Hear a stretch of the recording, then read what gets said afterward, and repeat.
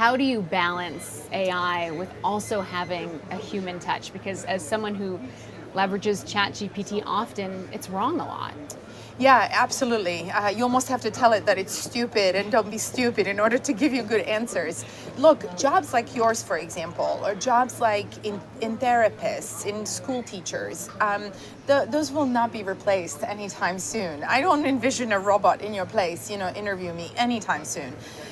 So I think things will evolve, but they are not going to just suddenly change in the next year or two. I think a lot of people out there are making a lot of money by saying we're all done, right? But reality is there are certain emotional things that we still don't have with AI, and we won't have. Now, I think Dennis from DeepMind, Google DeepMind, has predicted that, and they've been quite consistent actually with this. And in the next 10 years, they'll probably have AGI. Now, there's a thing where you can say, how do you define AGI, right?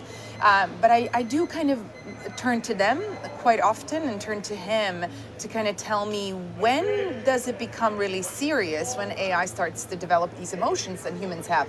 Still, my prediction is we won't be seeing any of that at scale for another 20 years. You make up a good point, though, because when we first chatted months ago, you told me I was being too nice to AI. And you said you need to almost tell it it's stupid. And I told you I was saying please, and you said, don't say please. It will work harder for you if you're mean to it.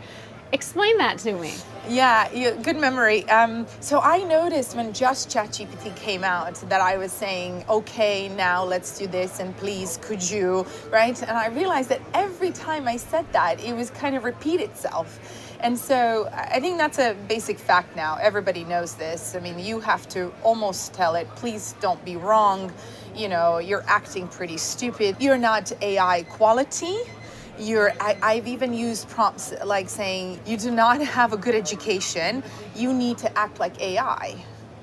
And it would actually dig deeper into answers. I don't have an explanation of why that happens, but I can only tell you a sci-fi answer, which I do think that, at some point you will start to see a bad AI and good AI. And that will depend on how we train AIs. There will be some bad actors in this world, and I do think that AI is almost capable of sensing when something is good and something is bad.